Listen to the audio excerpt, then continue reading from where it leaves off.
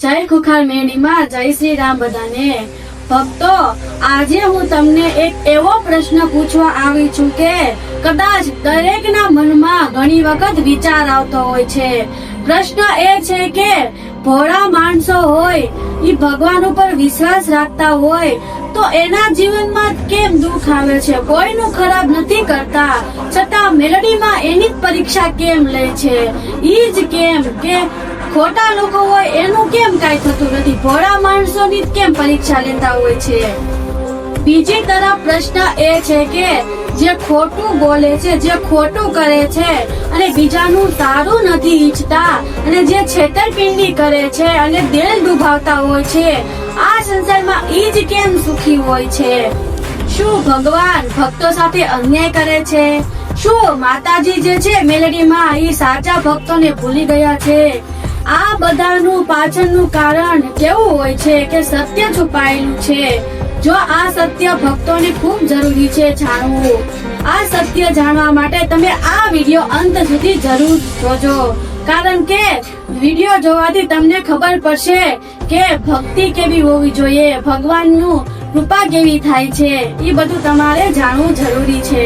આ કળિયુગમાં એક વાત ખાસ યાદ રાખજો કે જે આંખે દેખાયેલું ઈ સત્ય કદાપી હોતું નથી। કેટલાક લોકો બહારથી સુખી હોય છે પરંતુ અંદરથી ડર, ભય, અશાંતિ અને બેચેની સતત ને સતત સતાવતી હોય છે। અને કેટલાક ભોળા માણસો જે હોય, ભોળા ભગત હોય છે મેલડી માના, એ બહારથી મુશ્કેલીઓ અનુભવતા હોય છે પરંતુ માતાજીની કૃપા તો અંદરથી એને શાંતિ આપે છે અને અંદરથી મજબૂત બનાવે છે। ગમે એવી પરિસ્થિતિ હોય, ભૌતિક સુખ હોય, પરંતુ તેને ક્યારે અડવા દેતી નથી અને એનો વિશ્વાસ ક્યારે તૂટવા નથી દેતી। એ છે આપણી મેલડીમાં, એ છે આદ્ય શક્તિ। તમે જે ભગવાનને માનો છો, જે માતાજીને માનો છો, આપણી કુળદેવી માનો હાથ હોય તો મેલડી માનો પણ હાથ હોય જ છે। મેલડીમાં ક્યારેય પોતાના ભક્તોનો હાથ છોડતા નથી અને દરેક ભક્તોનું કર્મ તે અપાવે છે ફળ, અને જો સારા કર્મ કરીએ તો સારું ફળ અપાવે છે અને ખરાબ કર્મ કરીએ તો ખરાબ ફળ અપાવે છે, પરંતુ ફળ અવશ્ય અપાવે છે। જેવું કર્મ કરવી એવું જ આપણને ફળ મળે છે, એ કુદરતનો નિયમ છે, પહેલેથી એ નિયમ બનાવેલો છે। તો આપણે કર્મ ઉપર આધાર રાખવો જોઈએ, ભક્તિ ઉપર આધાર રાખવો જોઈએ। ગમે એવું પાપ કર્યું હોય, ગમે એવો હરામી કેમ માણસ હોય, પરંતુ એ ભક્તિના રસ્તે ચાલે ને તો તેનો અવશ્ય માર્ગ નીકળી જતો હોય છે। આજે ખોટું કરનાર વ્યક્તિ હંમેશા હસતો હોય છે, પરંતુ ઈ અમુક ટાઈમ માટે જ હસતો હોય છે। જે કર્મ કરે છે, કર્મનો હિસાબ ધીમો ભલે હોય છે પરંતુ ખોટો ક્યારેય હોતો નથી। જે જેવું કર્મ કરે છે એ જેવો હિસાબ મળતો હોય છે, ઈ જેનું કર્મ આવે છે પાછું, એટલે આપણે બધી રીતે ધ્યાન રાખવું જોઈએ। ભોળા માણસોને દુઃખ ક્યારેય વ્યર્થ જતું નથી। દુઃખ આપણને મજબૂત બનાવે છે, સમજદાર બનાવે છે અને ભગવાન પાસે લઈ જાય છે। મેલડીમાં પરીક્ષા લે છે પરંતુ તે ક્યારેય સજા કોઈને આપતા નથી। ગમે એવો એનો ભક્ત હોય, ખરાબ હોય કે સાચો હોય, ખોટું થઈ જતું હોય તોય ભગવાન પાસે આપણે માફી માંગી લેવી, માતાજી પાસે માફી માંગી લેવી તો ઈ અવશ્ય ઈ એના પોતાના સમજીને માફ કરી દેતા હોય છે। આપણે એના ભક્ત કહેવાવી, ઈ બધું સમજતી હોય છે। આપણે જે બોલતા હોઈએ, જે રડતા હોઈએ છીએ, એને યાદ કરતા હોઈએ છીએ, ઈ બધું સાંભળતા હોય છે। ક્ષણ ક્ષણમાં ઈ બધું સાંભળે છે, જે જેવું કર્મ કરે છે એ બધું સાંભળે છે, પરંતુ તમે વિશ્વાસ રાખો। જે ભક્ત માતાજી ઉપર અડગ વિશ્વાસ રાખે છે, ઈ મેલડીમાં એના ઉપર રોજ કૃપા વરસાતા હોય છે। બીજાનું સુખ જોઈને કદાપી ઈર્ષા ન કરવી જોઈએ।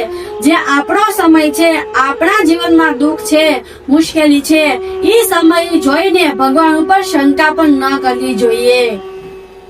બીજી વાત એ છે કે ઈર્ષા ન કરવી જોઈએ। આ દુનિયામાં દરેક વ્યક્તિનો રસ્તો અલગ હોય છે। કોઈ પહેલા સંઘર્ષ કરે છે તો કોઈ પહેલા સફળતા પ્રાપ્ત થાય છે, તો પછી કોઈક સંઘર્ષ કરતું હોય છે, પરંતુ સફળતા મળ્યા પછી બીજા ઉપર આપણે ઈર્ષા ન કરવી જોઈએ। જો આપણે બીજા ઉપર ઈર્ષા કરીએ ઈ પણ પાપ કહેવાય છે અને આપણને અંતે નુકસાન જ થતું હોય છે, એનો કોઈ ફાયદો નથી. ઈ ભક્તિ ના કહેવાય કે આપણે બીજા ઉપર ઈર્ષા કરવી. ઈર્ષા એક એવો વિચાર છે જે પોતાનું જ મન બાળે છે. બીજાનું સુખ જોઈને જો આપણે દુખી થતા હોય ને તો આપણે આપણા મનની શાંતિ ગુમાવી દઈએ છીએ. કોઈ પણ રીતે આપણે બીજા ઉપર ઈર્ષા ન કરવી જોઈએ. ભગવાન બધાનો છે, માતાજી બધાના છે, બધાના જીવનમાં કાંક ને કાંક સુખ આવતું જ હોય છે. ભગવાન બધાનું જોવે છે. બસ ભગવાન ઉપર વિશ્વાસ રાખવો જોઈએ, ઈર્ષા નહીં કરવી જોઈએ. ભગવાને દરેક ભાગ્ય લખ્યા છે, દરેકને સમય આપ્યો છે અને સમય પ્રમાણે આગળ પણ વધ્યા છે. એના મહેનતથી તે ઈ લોકો સંઘર્ષ કરતા હોય છે અને આગળ વધતા હોય છે. તો આપણે બધાએ એને જોઈને ઈર્ષા શા માટે કરવી જોઈએ? યાદ રાખો, જે બીજાના પ્રત્યે ઈર્ષા કરે છે અને સારું નથી ઈચ્છતો ઈ અંદરથી નબળો બની જાય છે. પરંતુ જે વ્યક્તિ મહેનત કરે છે અને સારા કર્મ કરે છે ઈ હંમેશા ઊંચો ઉઠે છે અને સફળતા એની નજીક જ હોય છે. સાચા ભક્તનો હાથ મેલડીમાં ક્યારે મૂકતા નથી. માતાજીની આશીર્વાદ અને કૃપા એની ઉપર મળે છે જે સાચા ધર્મથી ચાલે છે, કોઈનું ખોટું કરતો નથી. ગમે એવી પરિસ્થિતિ આવે, ભલે એની હારે ખોટું થાય પરંતુ ઈ કોઈનું ખોટું કરતો નથી. એની ઉપર માં કૃપા વરસાવે છે, એની સાથે જ હોય છે. ઘણીવાર આપણે માતાજીને પ્રશ્ન કરીએ છીએ કે હે મેલડી માં, કેમ મારા ઉપર કૃપા કરતા નથી, કેમ મારું સારું કરતા નથી?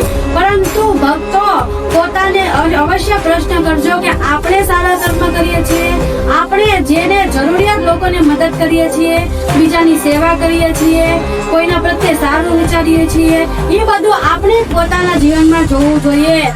આવું બધું જો સારું હોય ને આપણા જીવનમાં, જે માતાજીના ધર્મથી ચાલે છે ને એની ઉપર કૃપા થતી હોય છે. યાદ રાખજો કે મેલડીમાં ચમત્કાર કરે છે પરંતુ પહેલા ભક્તની સાચી પરીક્ષા લે છે કે એને મારા ઉપર વિશ્વાસ છે કે નહીં, ઈ કર્મ સારું કરે છે કે નહીં, બધા જીવો પ્રત્યે દયા રાખે છે કે નહીં અને સત્યના માર્ગે ચાલે છે કે નહીં. પહેલા માં પરીક્ષા લેતા હોય છે, પછી જ ઈ કૃપા કરે છે. અને જે ધર્મ છે, જે સનાતન હિન્દુનો ધર્મ છે, ઈ નિયમ પ્રમાણે ચાલવાનું શીખવવું જોઈએ બધાને અને આપણામાં જ્ઞાન હોવું જોઈએ, સંસ્કાર હોવા જોઈએ. પછી જ આપણે બીજાને સમજાવીએ કે જો આપણામાં જ કાંઈ હોય નહીં અને આપણે બીજાનું ખરાબ કરતા હોઈએ અને બહારથી ખાલી દેખાડો કરતા હોઈએ તો એ માતાજી ક્યારેય એના ઉપર કૃપા વરસાવતા નથી અને એનો હાથ પણ પકડતા નથી. મેલડી માનો સૌથી મોટો હુકુમ અહંકાર છે. બસ અહંકાર છોડવો જોઈએ, ઈર્ષા ન કરવી જોઈએ અને બીજાના પ્રત્યે કોઈની ખોટું ન કરવું જોઈએ. ધન દોલત, સંપત્તિ, ગાડી, બંગલા, પોતાના બાળકો, પોતાના મા બાપ બધું આ સંસારમાંથી એક દિનના સમય મૂકવું જ પડશે. એ પણ સમય આવશે તે એટલે મગજમાં વિચારી લેવું જોઈએ કે આપણે આ સૃષ્ટિના મહેમાન છીએ, આપણે અમર નથી. એટલે માતાજી ઉપર વિશ્વાસ રાખો, એની ભક્તિ કરવી. આપણે જ્યારે માના પેટમાં હોઈએ છીએ ત્યારે ભગવાનને આપણે વચન આપેલું હોય છે કે હું બહાર જઈને માની કૃપાથી હું ભક્તિ કરીશ, ધર્મનો માર્ગ અપનાવીશ. પરંતુ આપણે આ દુનિયામાં આવીને એટલે બધું ભૂલી જતા હોઈએ છીએ. તો મિત્રો, હજી પણ સમય જો નથી, હજી પણ ખરાબ વસ્તુ જે છે, જે થાય છે એ મૂકી દો. હજી પણ કહું છું, લાત મારીને જે પાપ કર્યા છે એ મગજમાંથી કાઢી નાખો અને આજથી તે સંકલ્પ લો કે હું ગમે થઈ જાય સારું જ કરીશ. અંતમાં હું તમને આટલું જ કહી, જો મેલડી માં ઉપર તમને વિશ્વાસ હોય અને જો તમને આ વિડીયો ગમ્યો હોય તો લાઈક કરજો, શેર કરજો, જેથી મેલડી માના ભક્ત હોય, ગમે એ માતાજીના ભક્ત હોય, ગમે એ રામ ભગવાનના ભક્ત હોય, ગમે ભગવાન છે પછી માતાજી છે એના ભક્ત હોય ને એ આ વિડીયો જોવે અને એને જ્ઞાન મળે કે જીવન કેવું જીવવું જોવે. જય ખુખા મેળીમાં, જય શ્રી રામ બધાને.